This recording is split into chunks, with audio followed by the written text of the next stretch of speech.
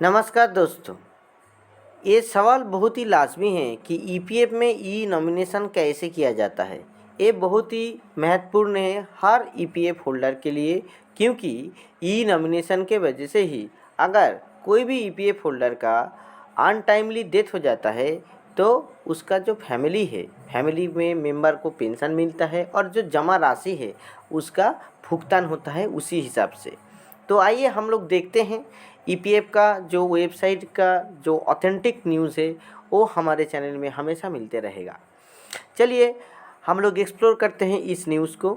देखिए, ई नॉमिनेशन के लिए आपका जो आधार कार्ड है उसको जो वेरीफाइड होना चाहिए, जो यूएन होल्डर का जो आधार कार्ड है वो वेरीफाइड होना चाहिए ई नॉमिनेशन के लिए। अभी देखिए, ये फैसिलिटी किसके लिए है? जो यूएन बेस्ड लॉगिन के लिए है। यूएन बेस्ड लॉगिन का मतलब क्या है कि जो आधार कार्ड है वो वेरिफिकेशन आपका होना चाहिए। आधार कार्ड यूएन नंबर के साथ वेरीफाइड है, इसका मतलब है कि जो भी व्यक्ति हैं उनका जो नाम है, जो डेट ऑफ बर्थ है और जो जेंडर है, ये तीनों आधार कार्ड के साथ मैच हो रहा है। इसी वजह से आधार कार्ड वेरीफाई हो चुका है उनका यूएन नंबर के साथ। अब देखिए इसमें क्या है, इसमें जो एक्शन है, मतलब क्या क्या डेटा देना पड़ता है। फादर का जो नेम है, ठीक है, ये कौन देता है? ये देता है एम्प्लॉयर, मतलब आप नहीं देंगे। आप जिस कंपनी में काम करते हैं वो कंपनी आपको वो चीज़ ईपीएफ के पास देगा। यहाँ पे क्या है अगर वो चीज़ रॉन्ग होगा, अगर फादर का नाम पे कोई गलती होगा तो उसमें क्या होगा? A joint request for correction initiated by member which is authenticated by employer and should be send to EPFO for correction. मतलब है कि अगर आपका फादर का नाम गलत दिया हुआ है उसमें आप क्या करेंगे? आप एक जॉइंट रिक्वेस्ट फॉर्म रेज करेंगे ऑनलाइन और उसमें क्या होगा? एम्प्लॉयर उसको ऑथेंटिकेट करेगा, फिर वो ईपीएफ ऑफिस के पास चला जाएगा करेक्शन के लिए। और देखिए, जो मैरिटल स्टेटस है, ठीक है, वो मेंबर खुद ही कर सकते हैं, उसके लिए किसी का भी ऑथेंटिकेशन का ज़रूरत नहीं है। जो डेट ऑफ जॉइनिंग है, डेट ऑफ जॉइनिंग भी एम्प्लॉयर भरते हैं और अगर गलत होगा तो उसमें भी आपको रिक्वेस्ट करना पड़ेगा एम्प्लॉयर को, जो एम्प्लॉयर आप ईपीएफ ऑफिस में फॉरवर्ड करेगा। फ़ोटो ऑफ द मेंबर, देखिए फ़ोटो ऑफ मेंबर जो है वो मेंबर खुद ही भर सकते हैं और एड्रेस भी मेंबर खुद भर सकते हैं। अब देखिए, ये जो है once the profile part is updated the link for filing e nomination will open. मतलब ये जो प्रोफाइल में ये सब जो चीज़ हो जाता है, ये होने के बाद आपका ई नॉमिनेशन का जो लिंक है वो ओपन हो जाएगा। आप जैसे ही अपना यूएन में लॉगिन करके देखेंगे, वहाँ पे देखेंगे कि ई नॉमिनेशन का आपका ऑप्शन आते रहेगा। आप जब मन चाहे कर सकते हैं। Before you start filing it is better to keep all the details. आपको क्या क्या डिटेल्स चाहिए, यहाँ पे फैमिली मेम्बर्स के बारे में क्या क्या चीज़ जानना चाहिए। देखिए इसमें क्या है, इसमें अगर आपके पास डिपेंडेंट फादर है, आपके पास डिपेंडेंट मदर है, तो ये लोगों का अगर आप ईपीएफ में इंक्लूड करना चाहते हैं, नॉमिनेट करना चाहते हैं, तो आपको इन लोगों का फ़ोटो और आधार कार्ड दोनों अवेलेबल होना चाहिए, क्योंकि वो अपलोड करने के टाइम पे मिलेगा। आप देखिए स्पाउस, पाउस का मतलब क्या है? पाउस का मतलब है, हिंदी में अगर बोलेंगे तो जीवन साथी। इसका मतलब है कोई भी मर्द अगर काम करता है, कोई मेल अगर काम करता है तो उनका स्पाउस होता है उनका वाइफ। अगर कोई फीमेल अगर काम करता है तो उनका स्पाउस होता है उनका हस्बैंड, ठीक है। इसी हिसाब से जो स्पाउस है, स्पाउस को ऐड करना मैंडेटरी है। अगर आप उनको कोई हिस्सा नहीं भी देना चाहते हैं, उनको अगर पीएफ पे नॉमिनी नहीं भी करना चाहते, तभी भी स्पाउस को आपको ऐड करना पड़ेगा। इसी हिसाब से आपका सन और डॉटर, मतलब अगर बेटा हुआ बेटी हुआ, वो लोगों को भी आपको पीएफ नॉमिनेशन में ऐड करके रखना पड़ेगा।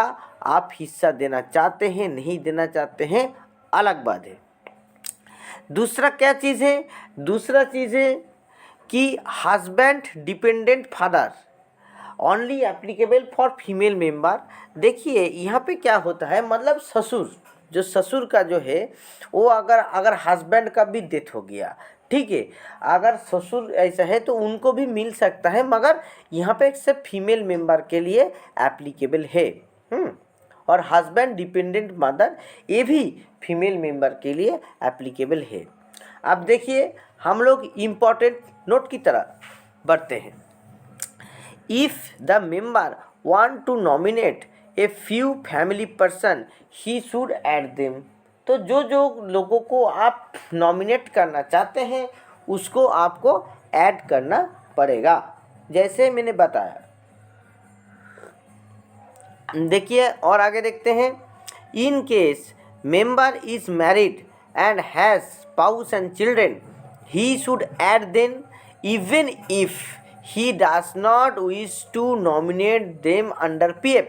Spouse and children are defined as family for pension fund, so their name should be added in the family list। मैंने अभी अभी जो बताया, please keep the Aadhaar number and photo of the family member ready with you before you start filing।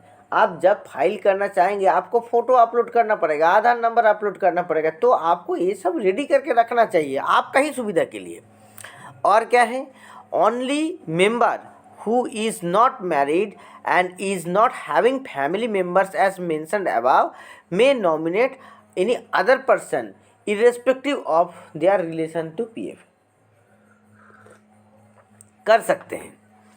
In case there is no spouse, no children, then only pension nomination link will open and member can nominate one person। Okay, अब देखिए step wise process क्या है। Process है, आप family member को add किए पहले, उसके बाद फॉर ईच फैमिली मेम्बर आपको हर फैमिली मेम्बर के लिए आपको फ़ोटो अपलोड करना पड़ेगा, आधार नंबर देना पड़ेगा। Aadhaar number is verified against name, date of birth and gender of the family member entered by the member। On successful verification, only the family will be added। Bank account is not mandatory। Once completed, a PDF will generate and PDF has to be e-signed by the member through his Aadhaar link and mobile OTP authentication। E sign का मतलब आप लोगों को तो पता है, जो online काम करते हैं वो लोग क्या करेंगे, ई साइन जैसे ही करेंगे, मतलब आपका आधार बेस्ड जो मोबाइल है उसमें OTP जाएगा, OTP डाल देंगे, इसका मतलब है कि आपका रजामंदी है, आपका सहमति है। अभी देखते हैं बैंक अकाउंट क्यों मैंडेटरी नहीं है। देखिए बैंक अकाउंट इसीलिए मैंडेटरी नहीं है, ये जो बैंक अकाउंट है इसीलिए मैंडेटरी नहीं है कि जब पेंशन मिलने का टाइम होगा ना तो ईपीएफ दफ्तर आपसे सब निकाल लेगा। अब देखिए valid nomination ensure that the family member can log in through OTP on their Aadhaar link mobile number for filing online claim post date. जो मैंने बताया डेथ के बाद अगर मृत्यु हो जाता है तो how one can change E nomination. देखिए ये भी बहुत महत्वपूर्ण चीज़ है कि ई नॉमिनेशन को कैसे चेंज किया जाता है। कभी कभी ई नॉमिनेशन को चेंज करना बहुत ज़रूरी हो जाता है। देखिए member is eligible for changing E nomination at any point of time. आप कितना भी बार आप कर सकते हैं, इसमें कोई लिमिटेशन नहीं है। He has a file a fresh nomination and e sign the name, no editing of the previous e sign is possible. आप पहले जो कर चुके हैं उसका कुछ कर नहीं सकते हैं, आप नया से कर दीजिए। जो नया वाला करेंगे ना वो पिछले वाला का रिप्लेस कर देगा, ठीक है। तो जो करंट वाला होगा वही आपका नॉमिनेशन माना जाएगा। Member who has filed nomination as unmarried later gets married earlier nomination become invalid. तो उनको फ्रेश नॉमिनेशन करना पड़ेगा। अगर कोई व्यक्ति का शादीशुदा नहीं है, हाँ, और उन्होंने शादी कर ली, तो उनका जो भी नॉमिनेशन फॉर्म है पूरा का पूरा कैंसिल हो जाता है और शादी के बाद उनको फ्रेश नॉमिनेशन उनको भरना पड़ेगा। ये बहुत ही ज़रूरी है, अगर नहीं किया करेंगे तो इनवैलिड माना जाएगा। Member should try to update the nomination as and when there is a change in family due to birth of new children, death of nominated person। मतलब आपका जो भी अगर किसी का मृत्यु हो जाता है तो उनको वहाँ से हटाना पड़े भी ज़रूरी है, और कोई किसी का जन्म होता है तो बच्चा ही जन्म होता है तो उसको भी ऐड करना ज़रूरी है। तो ये सब ड्यू काम करना पड़ेगा।